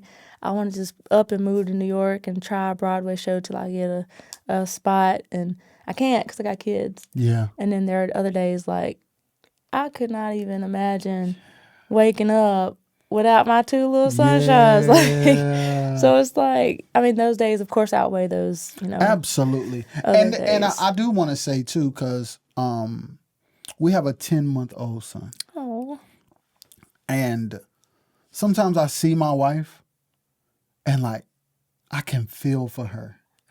Cause it's like, I see you, bro. This ain't easy. yeah. It's that. So it's like when I talk to her after the fact, I can tell that it's uncomfortable for her to feel like I need a break.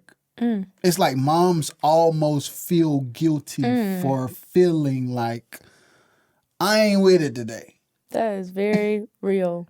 It's real, and That is very real. I watch her and I'm like, That's very real. cause it's a lot. But I get that from the mother side and the counselor side. So it's that really sucks. And that's something even to this day that I do deal with. It doesn't change how I feel about my life. Life is still Absolutely. great. But there are moments where I hate that because as a mom, I get tired. Like, I do get tired. And I'm trying to balance, well, now that I'm out of school, it's not so hard. But I try to balance being a mom and then being me. But I'm also everything to everybody else. So it's like my me time is getting smaller and smaller and smaller. And it's like, well, I got 10 minutes. Do I want to take a nap or do I want to go ahead and get this other stuff done? And so I feel bad if I take the nap. Dang it, I should have did the stuff that I was supposed to do. So I get that side of I feel bad about not being a mom for a minute, Like, I'm a mom all week, and then it's like if I ask somebody on Friday, can you just keep 2 hours? And then it's like I'll cut it short, 1 hour. Matter of fact, I'll be right back. So it's like I just don't, I don't know. And then people, they complain like, oh, she just want to give her kids to such and such, or her parents always have her kids. And it's like, well, I'm doing stuff. It's not like I'm just, here, mom and dad, here's my kids, so here. It's because I'm doing something. I'm at work, or I'm, doing something in the community, or I'm doing something for my web series. Like, and I still feel bad. I'm being everything to everybody else, and I still feel bad for being me because of my kids. And then with the counselor side, it sucks because people think I'm God. Like, I can't have a bad day. I can't be sad. I can't be mad. Like, they expect me to always be happy. Always. Because you help people work through things, you should do that for yourself. You should Right. be fine. Right. But it's like, no, Yeah. no, that's not how life works. It's really not, like, at all. And it's like at the end of the day, I feel exactly like I'm about to say this, and you may not even think this makes sense. But it's like I pour out, I give the shirt off my back, I give my last penny, I give my last meal to not get a thank you, to not get a, I appreciate you, for people to turn around and be like, oh, you took your shirt off for me? Aren't you cold?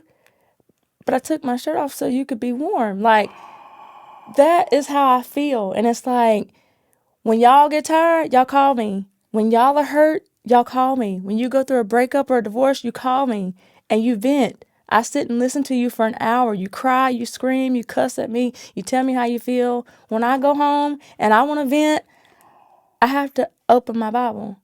I have to sit in the corner and cry. I have to close my mouth because I need to hear what God is telling me to help me through, because I don't get that luxury. I don't get that. I have to open up my heart. I have to open up my mouth. I have to open up my mind, my eyes, my arms for people to turn around and sit in the corner.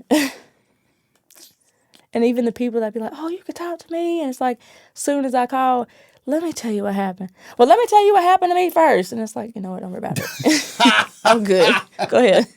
I'm ready. Yes, normal. So it's like, I don't get the feel as a therapist. They think I'm just happy-go-lucky all the time, which, again, I am. Like, even if I have a bad day, I work, what I do.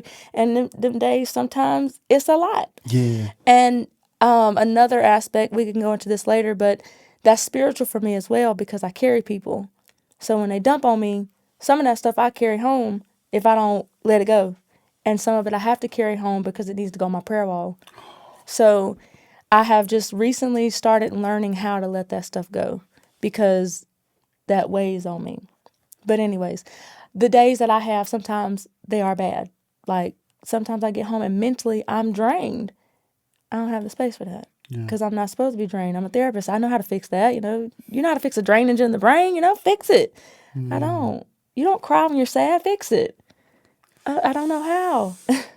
I don't know how. I got my own therapist because every therapist has to have a therapist. But that one day a week, I'm sure she is like, girl, Jesus. But it's like, I don't, and maybe people have tried to provide that safe space for me, but because I feel like I'm going to get shut down, I don't take it. Because every other safe space has been oh, I'm here for you.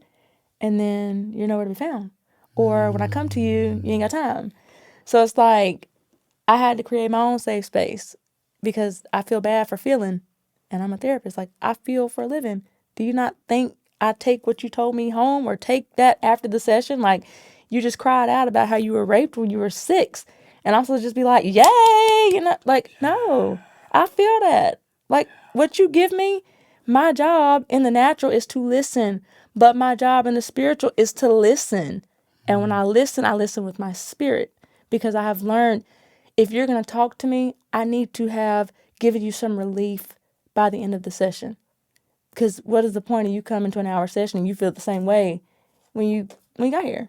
But the flip side of that is for you to be relieved, that has to go somewhere. Yeah. And I've recently learned ways that I can let that go. Yeah.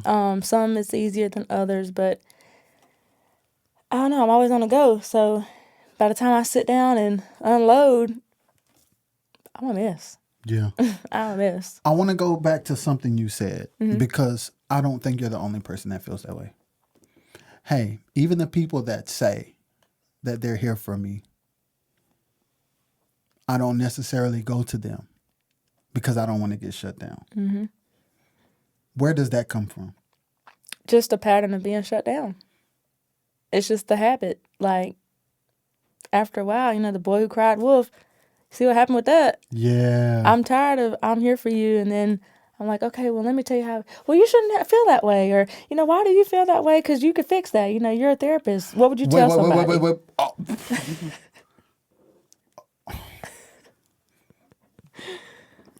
Yo, people don't mean no harm because logically, I understand that. Mm-hmm. And I do too. But at the same time, not really. Let me explain. Please explain.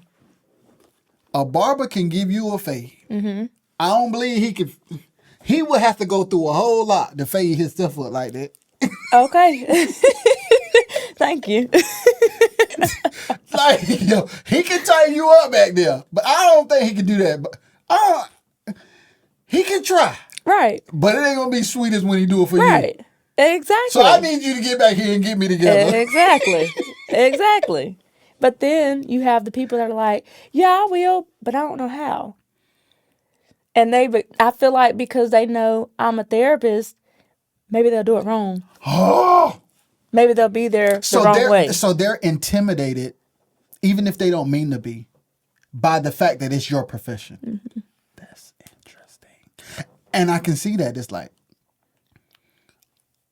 because it's your profession, most people will probably assume that you are going to critique them helping you. Yeah. But when I just need the help. I'm too hurt to critique you, man. I don't care about that. I just want to cry. You can't give me the wrong shoulder. Like, what you gonna do wrong?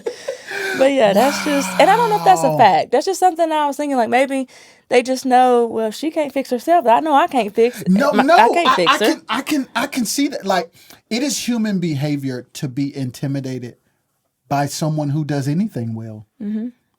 Let alone it be what they do for a living. Mm-hmm. Like, yeah. So maybe you have to tell people, like, I want to come to you and talk to you. You don't have to be no therapist. You don't have to be me. Maybe that would help if you had that conversation. Or tell whoever it is that wants to help that. I could try. You gonna try for real? Mm-mm. Why you sit there and tell that lie? I mean, I could try. If I felt the need to have to talk, but I've come to that I'm comfortable now without, it's okay. I talk to my therapist on Fridays and I'm good. So you don't want to trust nobody with that? It's not even that I don't want to trust them. It's just, I'm the burden carrier. I'm the problem solver. So I'm good, you know? Like, I'm good on it. But you're not always good, though. Right, but I do usually find a way to be good. Even if I don't handle it, I find a way to be good. But don't you think it would be better if somebody could be there for you? Like, what if somebody, like, actually prove, like, yo, I'm listening, and I ain't even trying to be perfect, and I got you. And I ain't gonna shut down. She do. Every Friday, my therapist. She get paid to do it, but she do it. I feel you, though. Yeah. I feel like that's enough. And it wasn't at first, but because she's a therapist, I understand we can't engage in conversation. So, like, if I'm talking to you about a breakup, for instance, she can't be like, yeah, girl, I remember when I had this breakup. This is what I did. She can't do that. She has to come from a therapeutic standpoint. So it's like, dang it, you know, I be wanting that friend, like, that, you know, yeah, absolutely. That's somebody. But sometimes I do feel bad, too, unloading on people. Even if, like I said, they provide that safe space, I just feel like maybe they really can't help me. And sometimes I feel like I'm talking myself in a circle because I just told you 24 hours of my problems and we got nothing. It just, I talked. And I'm not looking for like an answer or, you know, I don't know. I'm not looking for anything from them. It's just, I want to save space. And if you're sitting there at me like this, like, I wish you hush. She's talking about the same stuff. Like, just go ahead. That's not a safe space to me. Yeah, it's not. At all. Like, or if I'm talking to you and you see when he water turns, like, I can't, that's not a safe space. Because when you come to me, I drop everything I have going. Yeah. And I'm here. Like, this is what you need from me. Even if you don't want me to say anything, I'm going to listen. That's it. So you do that even when you're not on the clock? Mm-hmm. Sheesh. And that's what I think the problem was for me because, like I said, I'm always pouring. So with my nonprofit, I also have clients. So I see them when I'm not at work. My 9 to 5, like I work and I counsel all day. And then I get off and I counsel some more. And then I have those random people that are just like, hey, can I talk? And I counsel again. So it's like, it doesn't stop. And then I prepare for my show, of course, counseling again. Yeah, so it's like, I'm just counseling all the time. So it's like, I don't really get to breathe. I absolutely understand. Yeah. And it sucks. But I try to not show that because there was a time where I was angry about everything because it's like, I give y'all everything and y'all don't give me nothing. Like, I just gave you this shirt off my back and you asked me what if I was cold. Yes, I'm cold, but I wanted you to be warm. So it's like that was getting to me. Yeah. And then I had to realize, like, well, you were born to do this. You were graced to do this. So how about you go to the person that gave you this and see what he can do, what he has to say.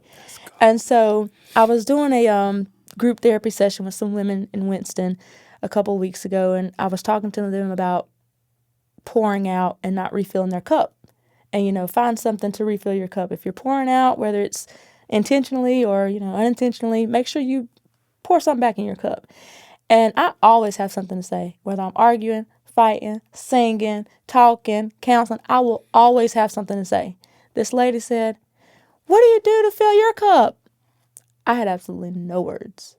Like, I had nothing to say.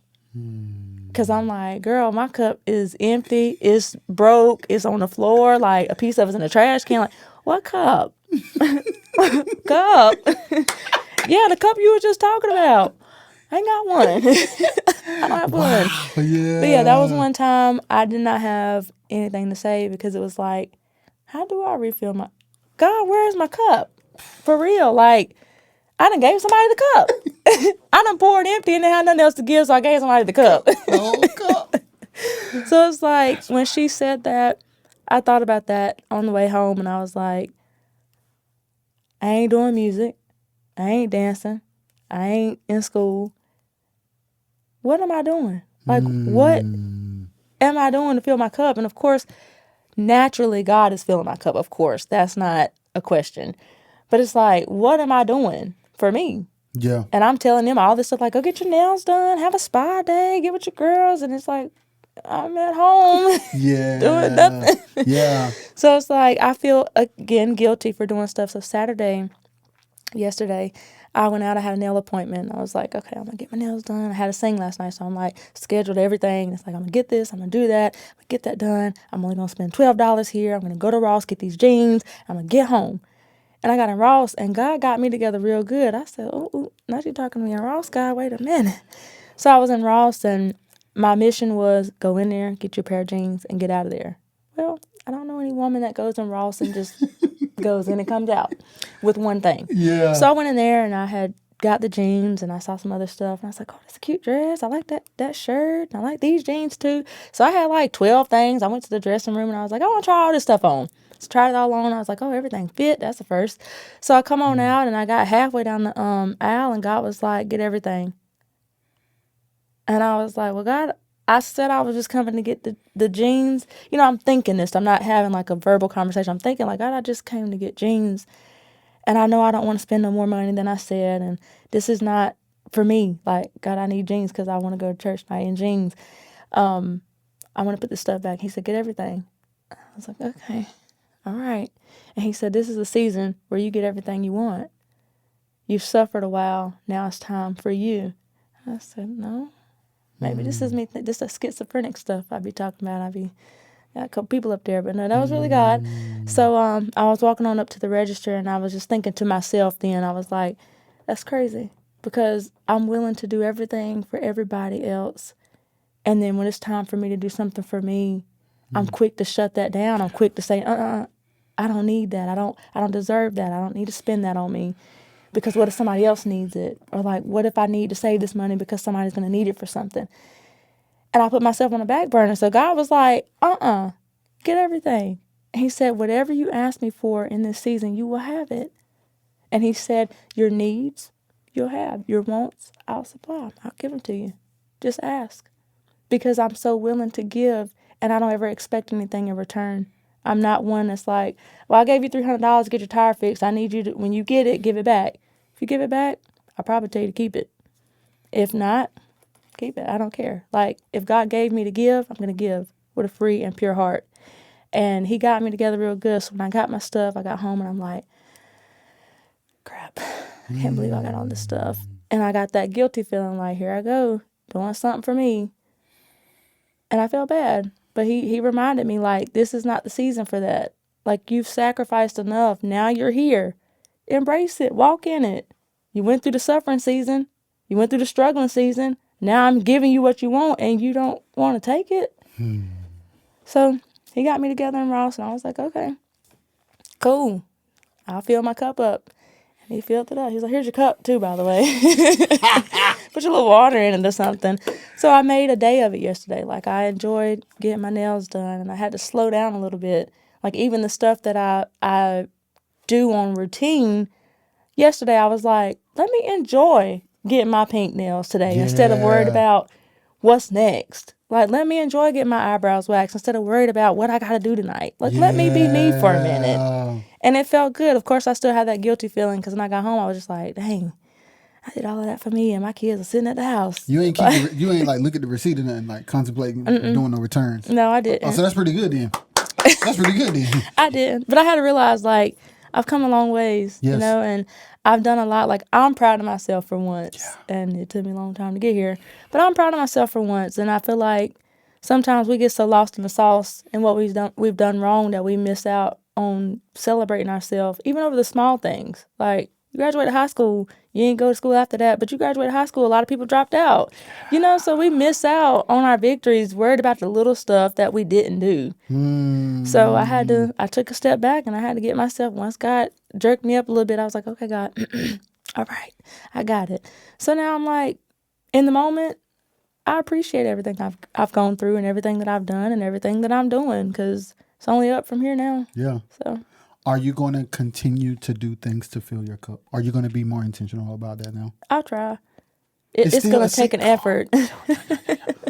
Yo, the fact that you had the Saturday that you had, for that still to be your answer is understandable, but wild. Yeah, and I mean, it'll take an effort. That's why I said I'll try, because I'm not going to say tomorrow I'm going to just go on a shopping spree because I feel like it. Yeah. But I'll try. Yeah. That's all I can do. Genuinely, I'll try to be intentional about me and being there for me.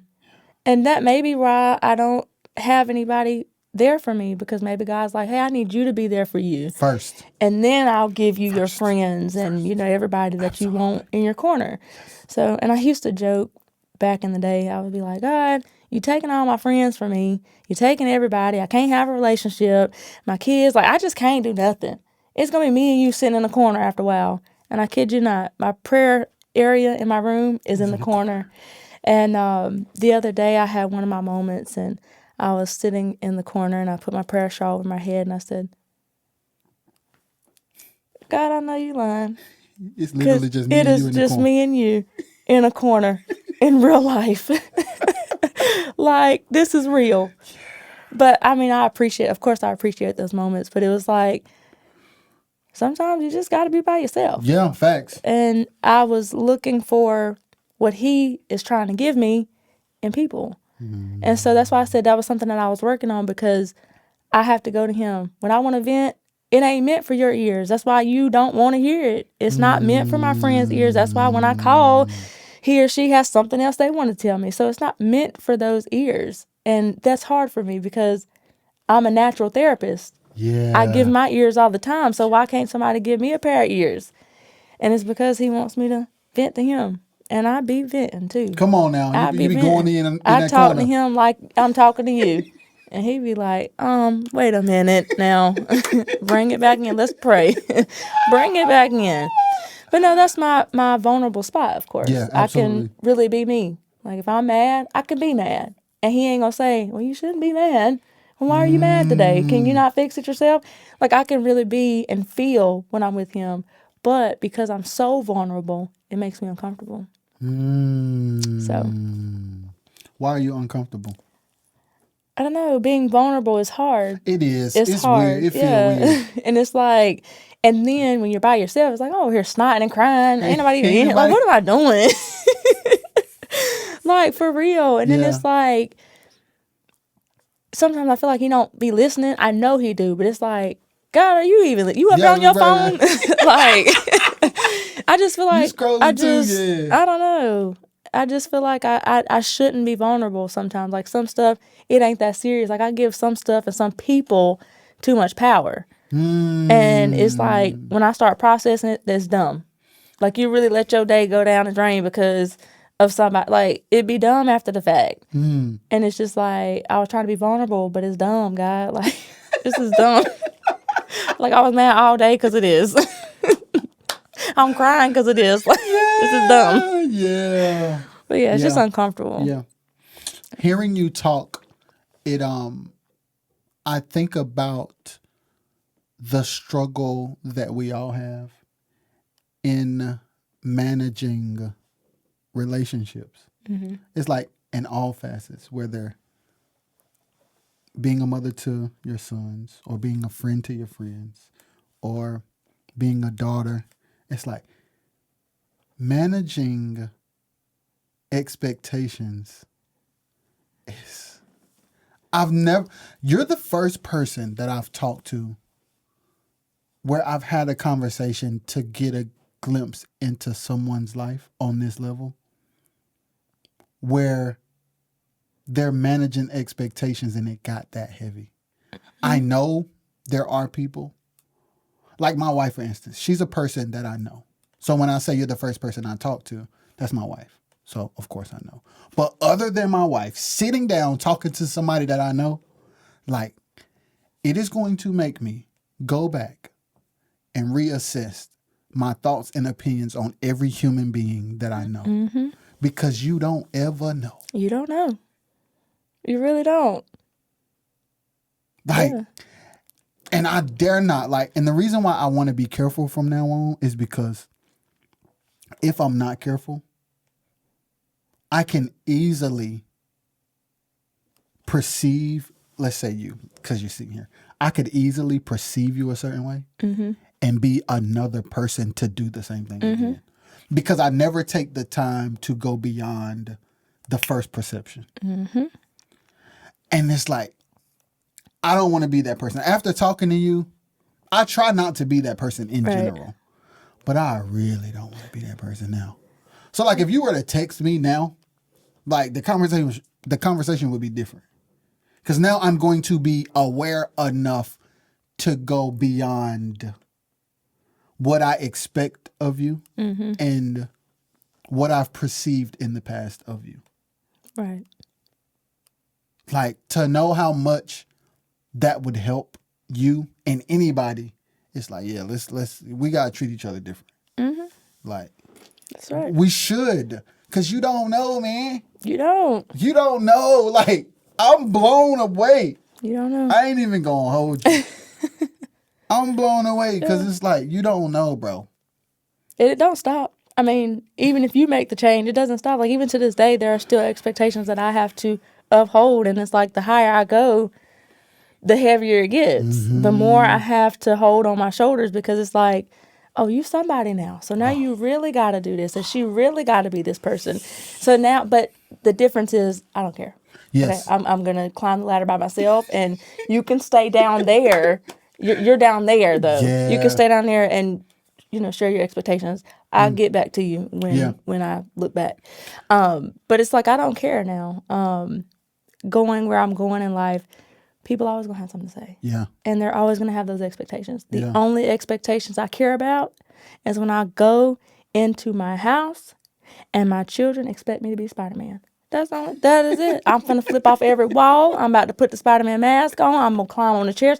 That's the only expectations that I'm going to try to live up to, because that's all that matters. Like, I could care less about all of this. Oh, you're a licensed therapist. You should. Oh, okay. Thank you.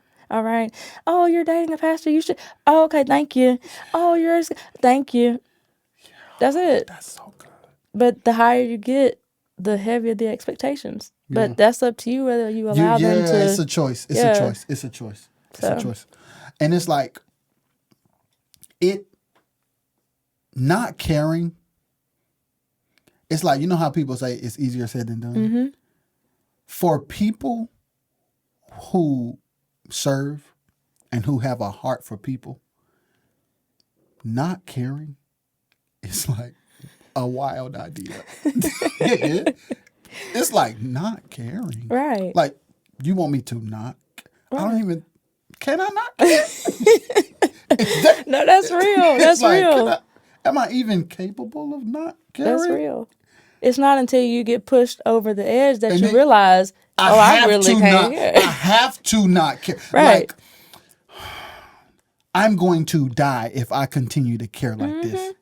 They gonna kill me. Absolutely. So it's like, I have to save myself. And not caring is gonna save. That's my lifeboat right there. That's it. That's it. It's wild though. Like, how do you not? You care so much, and then you just don't care. Like, it's the same thing. Though, like, I'm a people's person, but I really dislike people. Yeah. Like, I don't like people. I don't like people at all. Yeah. But I love people at the same time. Like, I'm a people's person. I'm a social butterfly. Like, I don't meet strangers. Like, I draw people to me, and people love to be around me. People love to talk to me. They find me to be comfortable to talk to. Yeah. And it's like, okay, cool. I don't like y'all. No. No, thank you. Whoa. I'm good on it. Yeah. But I work with people for a living. Yeah. And, I mean, I interact with people for a living. It's literally what you have been assigned to do. Yeah. Like, it's very clear. Yeah. And it's inspirational to me because this conversation with you it is showing me how to handle me, and it's showing me how to handle people that I'm close to. Of course, we're going to have people like us are going to generally have a healthy relationship with people from a distance. Because it's just easier to manage because there's not a lot that has to be exchanged. The real complication is the close people. And it's like you're teaching me how to treat the close people. It's like friends, for instance. It's like I don't have many now because I used to have a lot until I realized what a friend is. Then I realized I don't have that many. And now to add a layer to that, to the few that I will have in my life, this conversation with you is showing me like how to handle it. I'm glad I could help. Like seriously, Kira. Like on the deepest levels of human relationships, like you have shifted something in me that's making me consider things that I've been so concerned with making sure I'm okay that it never occurred to me to be considerate this deep. Like I'm considerate. Right. Like if I hire somebody and I need to pay them, I'm considerate. Right. If somebody come to my house, I feed them. Like if the boys need to just hang, we gonna hang. Right. But to be considerate deeply.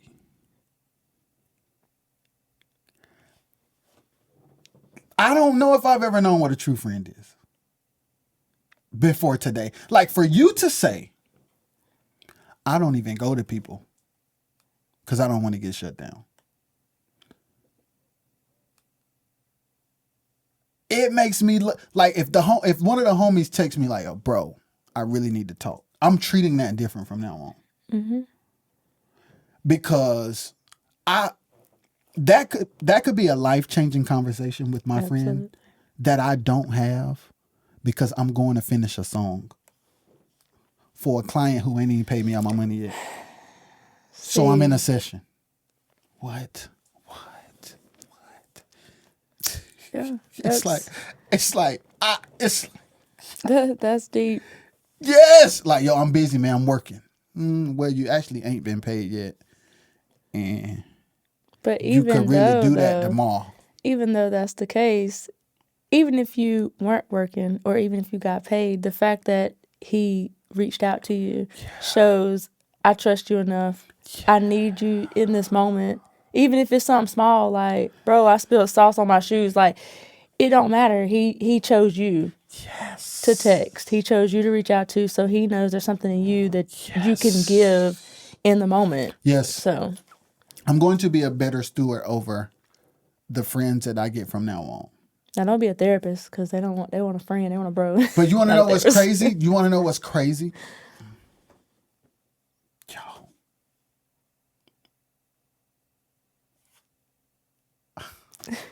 First of all, I play the role of a therapist to 99.9% of the people I know. Okay.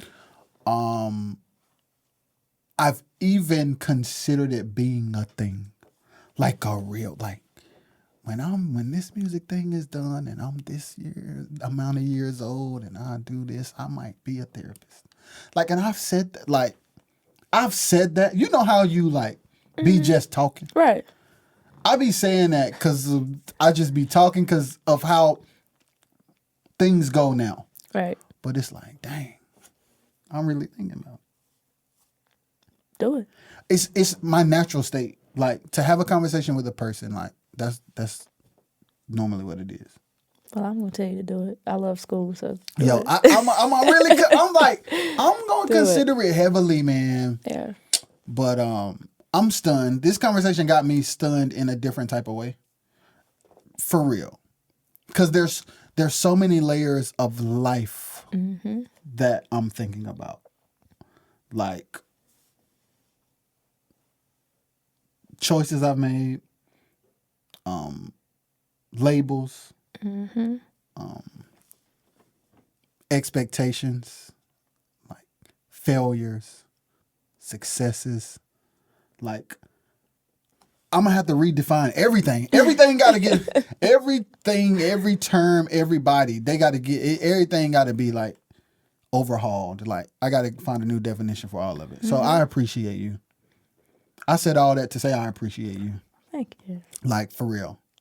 Like, you didn't have to come here and tell your story, but you did, and it helped me, and I know it's gonna help somebody else. I'm glad I could help. That's what I do for a living. Dang, that's literally my profession, helping y'all. Helping people is what I do for a living. I'm proud of you, bro. Bro, you done come a long way. You a grown woman in here. Let's go. We out here in these streets. No, we're not. No, we're not. I mean, we inside in this room. Yeah. That's about it. Yeah, that's it. I'm inside. Before we go, is there anything you want to say? I don't think so. Okay. I think I've said enough. I say a lot on the regular. Yeah. So I don't think I have anything else to add. Are you still doing your show? Yeah. So it is June to November. Okay. Season 4 Okay. this year.